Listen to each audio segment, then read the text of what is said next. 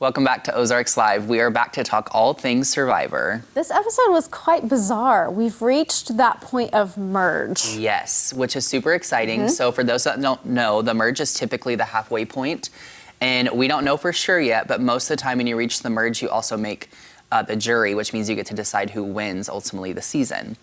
Right. But yes, so we finally see the merge, but the merge is different this time. It really is.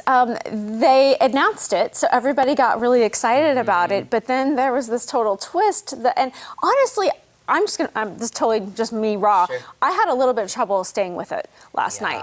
Yeah, it was really confusing, I will say. That's why, like, I think saying it's bizarre is the perfect way to say it. There was just a lot of moving parts, it felt like. So essentially, they show up to the challenge. Jeff says, okay, yes, we merged, but you don't just get your way into the merge. There's a challenge they do. They're split up into two teams at random. Two people are put on the sidelines, which is Nasir and Erica. And they don't know why they're put on the sidelines yet. That's like revealed later. They get through the challenge. One team wins, one doesn't. So then the winning team gets to pick one person to join their team, essentially, and go join the merge feast, which is like a big Survivor tradition. Yes. So they pick Nasir.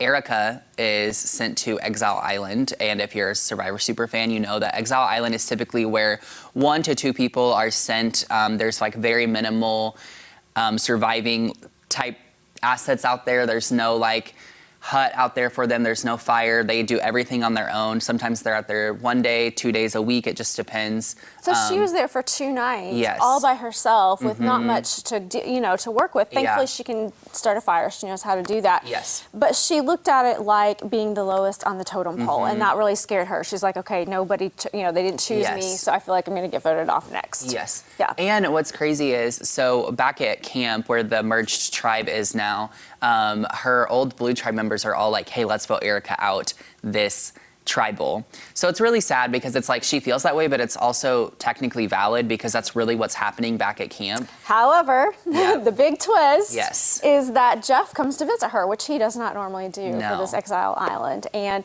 he surprised her with a, what do you call that? An hourglass. Yes. Yeah, and he said basically if you leave it alone, this is the time that's already passed and everything that has happened, period. However, if you choose to smash this hourglass, we can reverse a few things. And explain what that means. So, so he gives her an hourglass, and I think they called it like the turn back time or whatever. So if she chooses to smash it and quote unquote turn back time, then everything that's happened from the time they showed up to the the merge challenge to now is completely swapped. So the winning tribe is now eligible to go home, and the tribe that lost is now safe. Yeah. And then Erica would also be on the safe tribe, or the safe, part of the group. So it's pretty crazy. I think if she's smart and wants to make a big move, I think she'll smash it. Hopefully she does, especially considering that her old tribe doesn't really have her back here. But my bet is that she won't do that because her old tribe is in the team that she would be, going against at that point. And she has some loyalty to them, and she doesn't want to go against them because she also didn't know the conversation that happened when she wasn't there. Yeah, I'm a little nervous about it too. But we did some more research, Cami, this week. So yes. We did research about how Jeff Probst began the 20-plus year stint on Survivor. And here's what we found. Fans can't imagine anyone but Jeff Probst as the host of the long-running CBS reality competition series. He's been part of the show since day one, as it appeared in every single episode over 20 years, 40 seasons, well, now 41 seasons. His iconic "The Tribe Has Spoken" line will forever be a part of pop culture, and the impact that Probst and Survivor had on television when it first premiered is still evident to this day. Probst and creator Mark Burnett are pioneers of reality TV, even though they didn't know it at the time. So back in the early 90s, Probst was working as a producer and narrator of marketing videos for Boeing Motion Picture Television when he was hired to host an original half-hour show on FX, dedicated to answering viewer letters. The show was called Back Chat, and Probst described it as a late night show designed to be letters to the editor about the network. But no one actually watched the show, and no one wrote letters for them to respond to, so Probst says he just made them up. Very interesting. Yeah. Well, Probst also worked as a correspondent for Access Hollywood, and he hosted VH1's Rock and Roll Jeopardy from 1998 to 2001. He says he was being offered a lot of dating shows, and after the success of Who Wants to Be a Millionaire, he came close to getting the game show's 21 questions and winning lines, but he didn't have a quote-unquote name, so he wasn't getting the big jobs. Right. One day, Probst was driving and heard Mark Burnett pitch an idea on the radio. Burnett says, "It's a crazy idea. I'm going to take 16 people and I'm going to leave them on an island and they have to work together.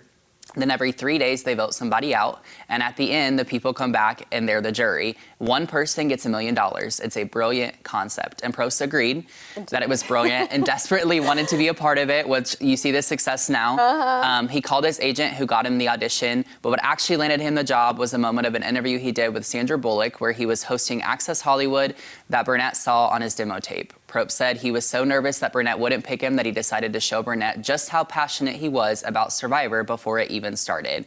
Probst wrote fake news articles and had a mock-up of fake magazine covers made with headlines of Survivor's success. Probst says he ended every article with the line, "Experts say some of the success goes to the very likable but unknown Jeff Probst." I love how he just adds that in. Yeah.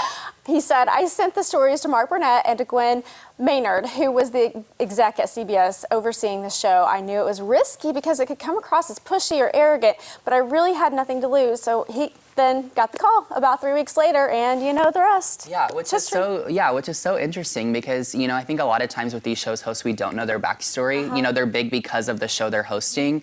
I love people's stories. I want to know how they got where they are. And it's so fascinating because I never knew, you know, I'm a Survivor super fan, like I always say, but I never knew anything about that with Probst. And I've always wondered, it's always like, you know, what did he do before Survivor? Because it has been on so And bottom line, I think it was his boldness. And that has totally make this whole thing successful, the whole show. Absolutely. Well, hey, you guys, that is it for this one. We will see you next week. Don't forget that you can catch up on Paramount Plus or CBS.com. And as always, you can watch Survivor Wednesday nights right here on Color 10. We'll be right back.